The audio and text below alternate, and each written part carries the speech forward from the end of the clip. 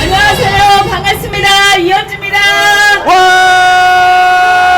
비가 와서 비가 와도 그래도 해야 되겠죠? 네, 간단히 하겠습니다. 네, 안녕하세요. 우리 해병대 해병연대 여러분, 저는 해병의 딸 이현주입니다. 제 오늘은 국회의원으로서가 아니라 해병 가족으로서 한 말씀 드리겠습니다. 저희 아버지는 해병대 128기고요. 그래서 항상 이 해병의 딸로서 해병 정신에 가득 찬 아버지 때문에 고생을 많이 했습니다. 새벽에 항상 새벽같이 일어나서 집 앞에 있는 운동장 새벽에 일어나서 구보하라고 막 해가지고 아버지랑 많이 싸웠습니다. 수고했어. 네. 지나가다가 태극기만 보면 갑자기 서가지고 국기에 대한 경례하라고 그래가지고 아버지랑 많이 싸웠습니다. 네, 그리고 저는 아들을 둔 엄마로서 앞으로 우리 아들들이 군대를 가야 되는데 이런 나라에서 우리 엄마들이 어떻게 아들들을 군대 보내야 하나 걱정이 태산입니다. 우리 최혜병이 물에 빠져 죽었다는 소식을 들었을 때 정말 가슴이 아팠습니다. 그렇지 않습니까? 윤 대통령은 아들을 군에 보낸 엄마의 마음을 눈꼽만치라도 이해하는지 모르겠습니다. 몰라요. 윤 대통령은 군대 가기 전에 자신의 자유가 제한된 상태에서 몇 년을 허비해야 하는 이 수많은 대한민국의 젊은 우리 아들들의 마음을 눈꼽만치라도 이해하는지 저는 잘 모르겠습니다. 그분은 군대를 안 갔죠.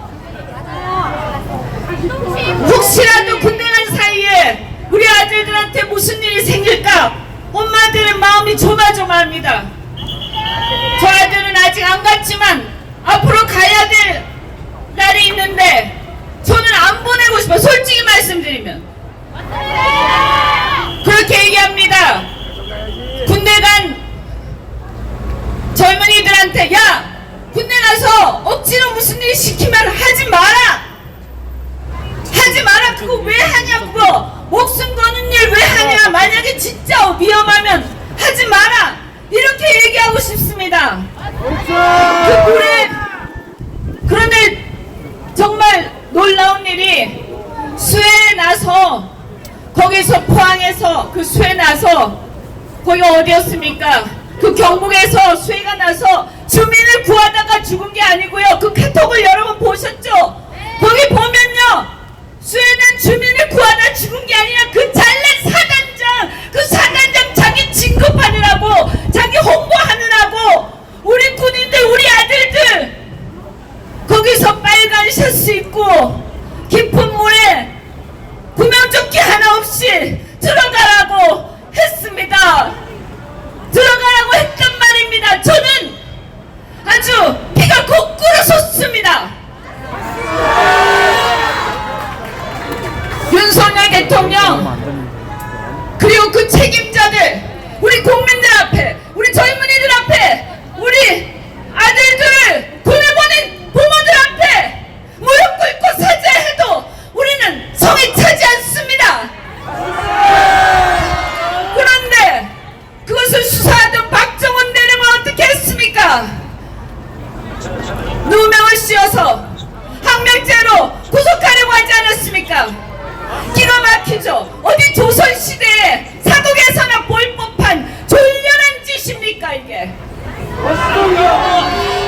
그런데 경로한다고 그래서 대통령이 경로하니까 밑에서 알아서 긴 줄 알았는데 천인 공로할 짓이 그 통화 기록을 보니까 아니 대통령이란 자가 자기가 직접 일일이 통화하면서 그렇게 바쁘게 일일이 지시하면서 개입한 걸 보고 여러분 기가 막히지 않습니까? 윤석열 대통령은 직접 나와서 해명하라. 직접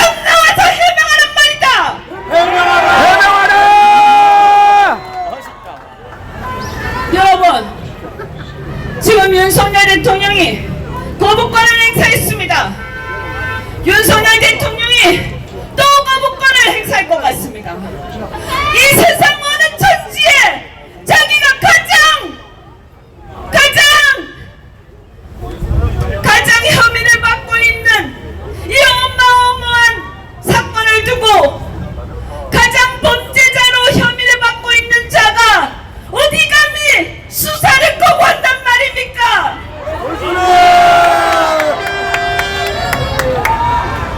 한동훈 위원장 장난치듯이 특검을 찬성한다고 하면서 마치 장난치듯이 얘기합니다. 이것이 어디 장난치듯이 얘기할 일입니까? 한동훈 위원장이 아까 갔네요. 개혁신당 이준석 의원이 얘기했죠. 한동훈 위원장이 만약에 특검을 진짜 생각이 있다면 그 특검을 찬성하는 몇 명? 15명! 15명이나 필요합니까? 10명만 있으면 되지 않습니까? 그죠? 10명 데리고 기자회견 하란 말이야! 어디서 장난치면서 지금 국민들은 죽을 지경인데 장난치면서 자기가 전당대회에서 당대표 되고 싶으니까 국민들 데리고 장난치는 거야. 한동훈 위원장은 진정성이 있으면 기자회견에서 8명이든 10명이든 데리고 기자회견 하세요. 만약에 진짜 그렇게 하면 저 이현주 최소한 저는 한동훈 특검 저는 반대할 겁니다. 저는 윤석열 대통령은 아까 우리 해병대 우리 어르신들께서 말씀하셨어요. 해병대 저희 아버지 저희 어르신들 이렇게 국가를 사랑하고 나라와 평화를 사랑하는 분들이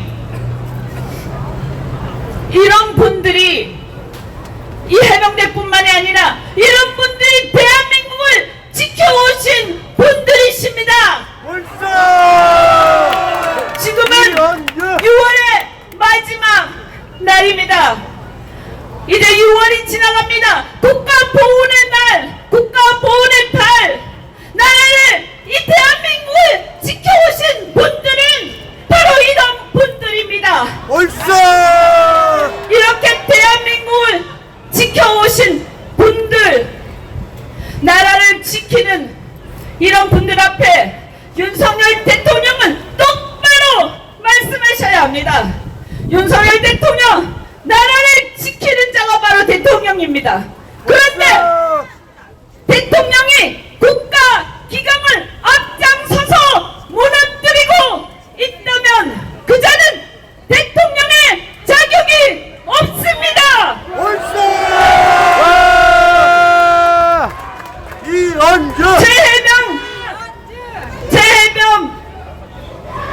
이 최해병의 한을 풀지 못한다면 우리 군인들의 우리 젊은이들의 한을 풀지 못한다면 우리 아들들을 군대에 보낸 우리 부모의 마음을 풀지 못한다면 윤석열 대통령은 대통령의 자격이 없다는 것을 분명히 명심하기 바랍니다.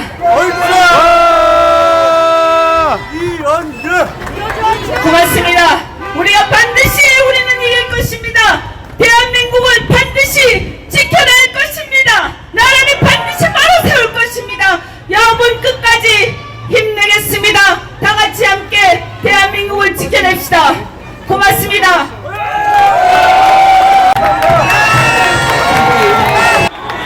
존경하는 국민 여러분, 더불어민주당 당대표 직무대행 박찬대입니다. 무더운 날씨에도 이렇게 많은 시민들이 이 자리에 오신 것은 원하는 게 단 하나, 그것은 바로 진실입니다. 해병대원이 왜 억울하게 생명을 잃어야 했는지, 누가 사건을 은폐 조작하려 했는지, 명명백백하게 밝혀서 지위 고하를 막론하고 엄중한 책임을 물어라. 이것이 바로 국민의 명령이고 정의입니다.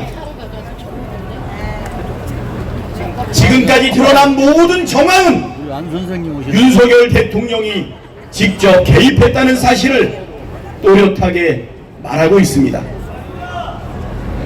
대통령을 최정점으로 대통령실과 국방부가 사건 은폐를 위해 조직적으로 움직였다는 증거가 차고 넘칩니다.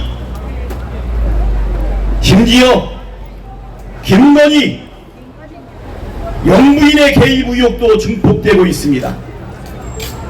대통령 부부가 임성근 사단장을 빼주려고 박정훈 대령에게 억울한 누명을 씌웠을 가능성이 농후합니다. 그렇지 않습니까? 맞습니다.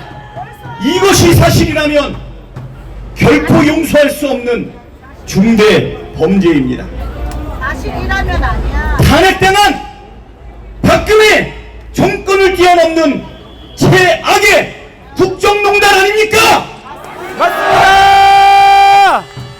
진실과 실체를 숨기려 하는 정권의 추한 민낯이 드러나고 있고 대통령실을 둘러싼 군인내가 진동하고 있습니다. 군대가 진동한다. 민주당은 순직 해병의 억울한 죽음을 밝히기 위해 상식과 정의를 바로 세우기 위해 특검법을 반드시 통과시키겠습니다. 특검과 함께 국정조사도 반드시 실시하겠습니다. 며칠 뒤면 최해병 순직 1주기입니다. 우리는 윤석열 대통령에게 충분한 시간과 기회를 줬습니다. 참을 만큼 참았고 기다릴 만큼 기다리지 않았습니까? 맞습니다. 여생을 먼저 간 자식을 추모하면서 조용히 보내고 싶다. 해병대원 어머님의 이 가슴 아픈 소망 결코 잊지 않겠습니다. 대한민국 국민임을 부끄럽지 않게 해주십시오. 최해병과 함께 급류에 휘말렸다가 생존했던 장병들의 이 간절한 비원 저희가 반드시 받들겠습니다. 감사합니다. 감사합니다. 특검과 국정조사로 순직 해병의 억울함 어머님의 한을 풀겠습니다. 해병대의 명예를 되찾고 죄지은 자를 반드시 법정에 세우겠습니다. 윤석열 대통령에게 경고합니다. 국민의 인내를 더 이상 시험하지 마십시오. 유족의 간절한 호소를 더는 외면하지 마십시오. 특검을 반대하는 자가 범인입니다. 맞습니다. 해병대원 특검법을 수용하라는 국민의 명령을 또다시 거부한다면 박근혜 정권의 전철을 밟게 될 것이라는 것을 똑똑히 명심하십시오. 시간을 끌면 끌수록 거부하면 거부할수록 민심의 분노가 커질 뿐입니다. 어떤 권력도 국민을 이길 수 없습니다.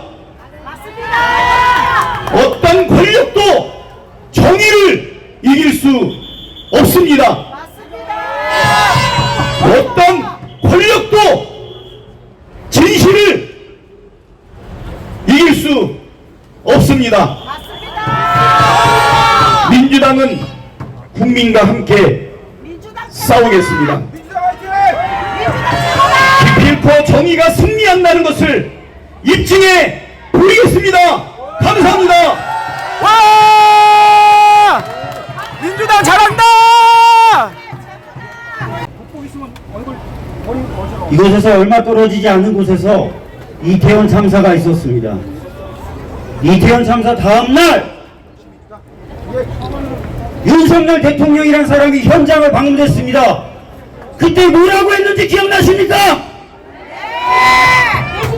뇌진탕 얘기를 했습니다. 뇌진탕.